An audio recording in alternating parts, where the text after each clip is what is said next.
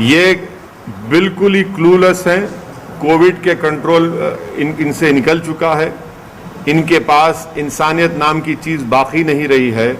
अगर बाकी होती तो इतनी बड़ी गलती कि फॉरेन कंट्रीज से 300 टन का emergency Covid aid Delhi airport पर रुका हुआ है, जिसमें 5,500 ऑक्सीजन कॉन्सेंट्रेटर्स हैं, 3,200 ऑक्सीजन सिलेंडर हैं, 1,36,000 रेमडेसिविर इंजेक्शन है। अरे भाई, आप इसको अगर दिल्ली में दे देते, 5 किलोमीटर है जहां पर अस्पताल में ऑक्सीजन नहीं मिलने से डॉक्टर्स मर रहे हैं, पेशेंट्स मर रहे हैं, कर्नाटका में मर रहे हैं, आखिर 5 दिन आपको क्यों लगते हैं? आपको पहले से ही मालूम होना चाहिए था, आपको पहले से प्लान बनाना चाहिए था कि रेस्पेक्टिव स्टेट गवर्नमेंट्स को फौरन डिस्ट्रीब्यूट करते, डिसबर्स करते, मगर नहीं।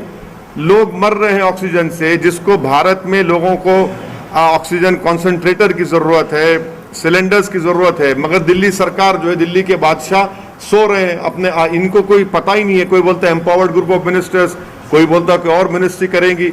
अरे ये वक्त आपको एक्शन लेने का है। आप तो सुप्रीम कोर्ट में जाकर कह दिए कि प्रधानमंत्री और होम मिनिस्टर जिम्मेदार होंगे। इतने लोग मर रहे हैं तो जिम्मेदारी किस पर आएगी? कहाँ गया प्रधानमंत्री का वो स्टेटमेंट के अगर किसी गाड़ी के टायर के नीचे एक कुत्ते का बच्चा भी आता है तो हमको तकलीफ होती है? यहाँ तो इंसान मर रहे हैं। शमशान घाट में जगह नहीं है जलाने के लिए, लकड़ी नहीं है, क्रेमेटोरियम जो गैस के हैं वो खराब हो जा रहे हैं, कब्रिस्तान की ज़मीनें कम पड़ रही हैं। आखिर क्या हो रहा है हमारे मुल्क में? क्या ये गवर्नमेंट हरकत में आएगी, नहीं आएगी? कब तक प्रधानमंत्री से वीडियो कॉन्फ्रेंस से लेकर पूछते रहेंगे? अरे भाई, जमीन पे देखिए ना, आप जमीन पे नाकाम साबित हो रहे हैं। आपके कोई हरकत नहीं कर रहे हैं। आपकी सरकार दिख ही नहीं रही है जमीन पर। आपकी सरकार सिर्फ वीडियो कॉन्फ्रेंस में दिख रही है, मगर जमीन पर तो कोई सरकार नजर ही नहीं आ रही। इससे हर आदमी परेशान है। कोई दिन नहीं जाता कि लोगों की आहें, उनका रोना, उनकी तकलीफ, कहीं बेड नहीं मिल रहा है, इक्विपमेंट की जरूरत है। अरे किस ये ऐसे वक्त में आप जीएसटी क्यों लगा रहे हैं उन लाइफ सेविंग इक्विपमेंट पर? निकालिए जीएसटी को, एक टाइम तक निकालिए। और फिर इंपोर्ट ड्यूटी आप रखे क्यों? इंपोर्ट ड्यूटी उसको भी निकालिए। अरे भाई, इस जब फॉरेन कंट्रीज एड दे रही हैं, बांग्लादेश दे रहा है, उज्बेकिस्तान दे रहा है, सब दे रहे हैं हमको, तो आपको तो ये काम करना चाहिए था ना। आप दिल्ली में एम्बेसीज हैं, आज एक अफ्रीकन कंट्री का डिप्लोमेट, उसकी मौत हो गई, उसको ऑक्सीजन नहीं मिला, मिलिट्री हॉस्पिटल ले जाना पड़ा उसको। तो ये देखकर ऐसा लग रहा है कि सरकार बिल्कुल ही इनविजिबल हो चुकी है, कहीं पर नजर नहीं आ रही है। रेलवे मंत्रालय का दावा है कि वो कई सारे ऑक्सीजन एक्सप्रेस भी चला रही है। रेलवे मंत्रालय को सिर्फ इतना कहना चाहिए कि दिल्ली को कितने ऑक्सीजन की जरूरत थी, आपने कितना दिया पूरे देश में? आप दिल्ली को आप नहीं दे सक रहे और आप बाजा बजा रहे अपना। ये तो कैपिटल है ना देश का, वहीं पर आपकी झूठ तो वहीं साबित हो रही है। पॉलिटिकल सवाल सर, बंगाल में काफी पोस्ट पोल वॉयलेंस हो रहे हैं, उसको आप कैसे देखते हैं? ये जो नहीं, ये इंसान की जिंदगी, उसकी जान एक फंडामेंटल राइट है भारत के संविधान में। जो कोई सरकार, चाहे केंद्र सरकार हो, कोई भी स्टेट गवर्नमेंट हो, उनकी पहली जिम्मेदारी होनी चाहिए कि वो इंसान की जान को बचाएं। और अगर वो जान को नहीं बचाते तो वो अपने फंडामेंटल ड्यूटी में नाकाम साबित हो रही हैं। तो कॉन्स्टिट्यूशन में राइट टू लाइफ एक फंडामेंटल राइट है। जहां कहीं भी जिस देश के जिस किसी कोने में अगर कोई सरकार किसी भारत के नागरिक की या किसी भी इंसान की जान को बचाने में नाकाम है तो हम उसको कंडेम करते हैं।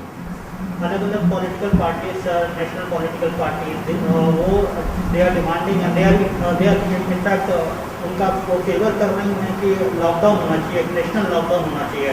तो बड़ी जोर नहीं, मैं लॉकडाउन के खिलाफ हूँ। ये हिमाकत करने की बातें हैं। लॉकडाउन से ये होगा कि या तो गरीब भूख से मर जाएगा या कोविड से मर जाएगा। आप को कंट्रोल करना है। कर्फ्यू आप लगा रहे हैं, बहुत अच्छा है, कर्फ्यू चल रहा है, मगर कंप्लीट लॉकडाउन से फिर क्या होगा? उस गरीब के घर में खाना कौन लाएगा? और आप ये तो एक बहुत बड़ी हिमाकत होगी मेरे बारे में, इस बारे में। और मेरी राय, मैं शुरू से लॉकडाउन के खिलाफ रहा हूँ और आज भी लॉकडाउन के मैं खिलाफ हूँ। Still, several states, including Telangana and Andhra Pradesh, have not yet started vaccination for 18 to 45-year-olds. See, the thing is that the central government is not giving vaccines to the respective state governments for people who are even above 45. There are no vaccines available in Telangana. The central government they have not even ordered properly from Serum, that organization Pune, or from the other one in Bharat Covaxin. You have not placed an order. It has come out in media very clearly. Modi government has not even placed order for enough vaccine so that it can be continued. And they are clueless. I'm telling you, they are not in control of this how to tackle this COVID second wave.